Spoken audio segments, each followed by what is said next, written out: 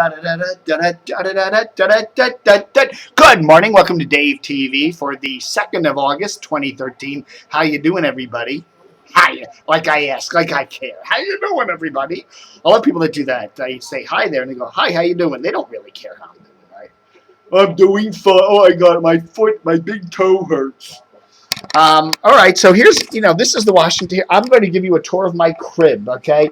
If Sally Quinn can give us a tour of her crib, here's my crib. There's my dining room over there. There's my media center. There's my TV. There's my computers.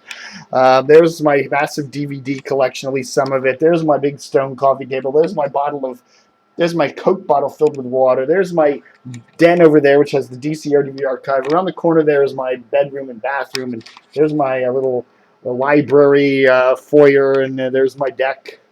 Sometimes water comes under the slider there, and there's my futon, and there's my ceiling. And sometimes it leaks. Sometimes there's my crib. These are pictures I got at Target, and there's something I got at the Goodwill store, and I actually got that in London. But anyhow, so here's what I'm talking about today. I digress. If you live in the Washington area, one of the things you know is you get a lot of foreign media.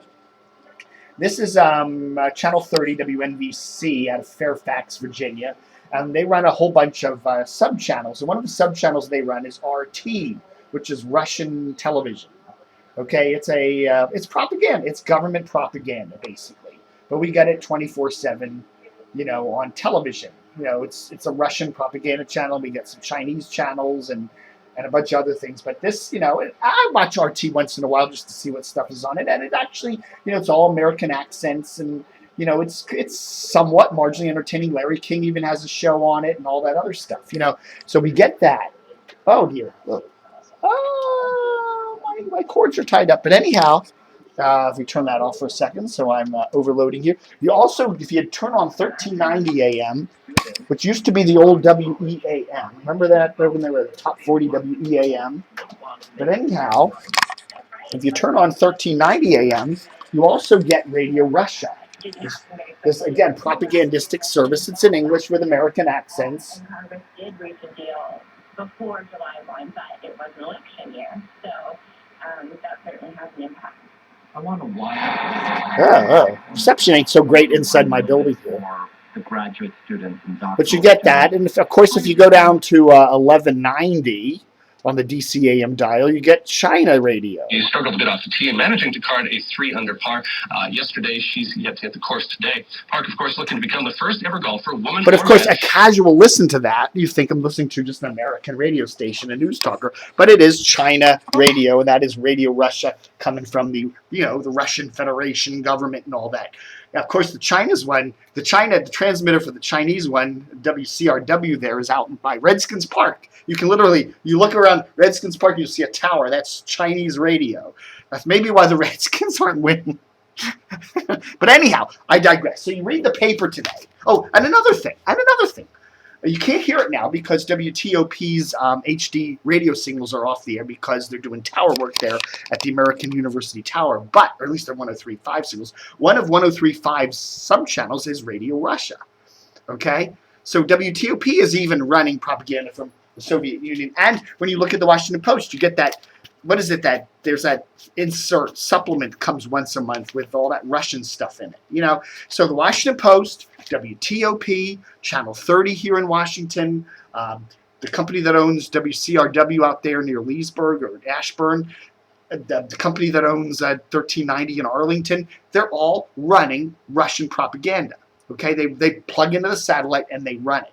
The thing is this, with Edward Snowden now leaving the Moscow airport, and with tensions between the United States and Russia rising, with Vladimir Putin cracking down on gays, with calls to boycott the Winter Olympics, which are in part of the Soviet Union next winter, tensions are rising.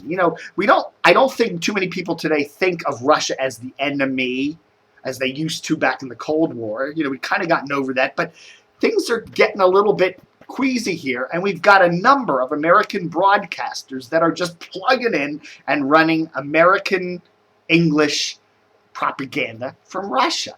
I'm just wondering, are people getting a little queasy about that?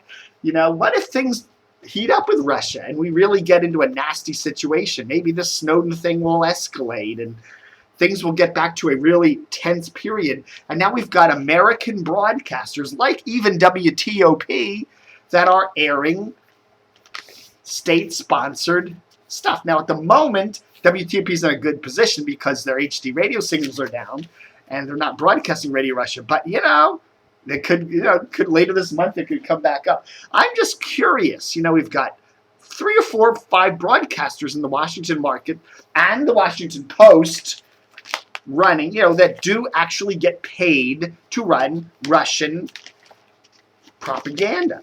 And if things turn down, are they going to still do that? What if we get it? I don't know. It's just an interesting musing.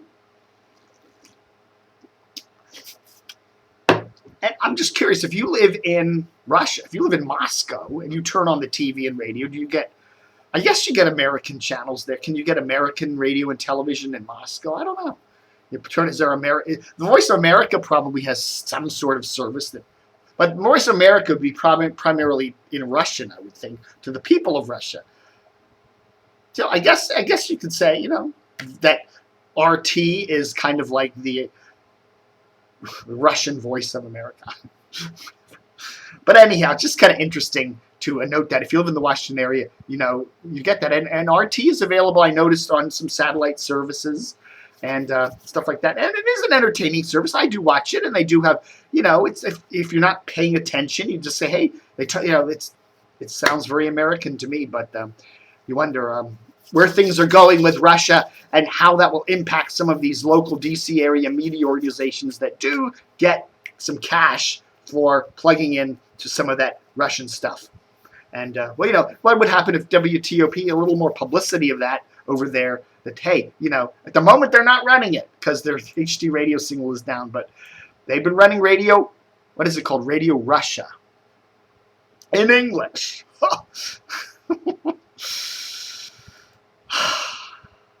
Okay, so anyhow, what's the other big news? I did a little editorial the other day on Robert Albritton and the deal with Sinclair, selling to Sinclair.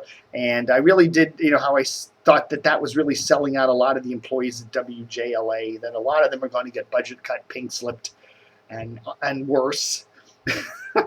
Gulag. I got a lot of response to it. I'd say about 2/3 of the people that read it liked what I wrote in. About 1/3, were some way critical. One guy wrote in and said, this is kind of like an estate sale, and there really isn't a lot of choice involved. The highest bidder for whatever the Albritton stations go for is pretty much what they're going to have to take, and it really was out of Robert Albritton's hands. I don't know. I don't know how that all works corporate-wise. I know that when I was the executive for my mom's estate, and when we sold her house, we didn't have to take the highest bidder. We had to pay the debts and all that, and there weren't a lot of debts with my mom's estate, but we had to, as long as whatever we sold the house for covered the estate expenses, that was all that was really required. We didn't have to sell to the highest bid, although we did. I mean, why not? But you wonder with Albritton, with selling to the highest bidder, maybe he could have said, or they could have split the sale up and said Sinclair gets so many stations and we'll sell the top banana WJLA to either Hearst or ABC because it would be in better interest of our employees to do so. I don't know, but anyhow, I do think that Albritton, Mr. Albritton, there, the son who didn't build the empire, by the way, his dad did, has done a disservice, I think, to a lot of his employees, and it'd be interesting to see how many. And again, the broadcasting industry is a brutal business. You're in and out. Nobody works for this. Very few people work for the same company for more than a couple years. You're bouncing all over the place. So, a lot of those folks are 7. They'll probably end up at 5 and 4 and 9, by next year this time. So who knows? So anyhow, that's about that. And it's also interesting to see how Sinclair now wants Channel 5 out of the Baltimore market. There's still a couple cable companies in places like Columbia and Ellicott City and Bel Air that still carry Channel 5, which is DC's Fox station. Well, Baltimore's Fox station, Sinclair owned Channel 45 WBFF, wants Channel 5 off the cable lineups in those Howard County and Harford County and Baltimore County locations. You know, down here in the Washington area, we used to get Baltimore TV on cable. We used to get 2, 11, 13, and 45. That was back until about the early 90s. In the early 1990s, that all went away. So if you live in Montgomery County, you live in Prince George's County, you live in Fairfax County, you don't get any Baltimore commercial stations on your cable dial at all. You know, the only Baltimore television we get down here is Maryland Public Television. We get nothing else. But however, if you live in the Baltimore market, a number of cable companies still carry DC's Channel 5 and a few of the other DC stations, because I guess there's more significant viewing of Washington media in the Baltimore market. You know, you have a number of people that live in Howard and Anne Arundel counties in particular that are more associated with the Washington market and watch more Washington television and radio than Baltimore. So that subset there, you're going to be interesting to see now when those WTTG signal gets pulled. You know, their only place to go for Fox is going to be on WBFF. But you know, you always put up an antenna, and if it's high enough, maybe you'll still get WTTG. All right, folks. Thanks for watching Dave TV for today, the 2nd of August, 2013. Don't forget, we're doing our summer fundraiser. We really need your support. Please help us out. Send us a few bucks. Just put it on PayPal. Click on the little support link at DCR-TV or mail us a check. No amount is too large or too small, but the larger the better. You know, I do run a lot of ads, but you know, I give a lot of breaks to folks and all that stuff. So you know, donations do account for sometimes a half to a third of our revenue here at DCR-TV, and they're greatly appreciated. So help us out, won't you, please? Thank you. Thanks for watching Dave TV. Have a great weekend. Buzzing.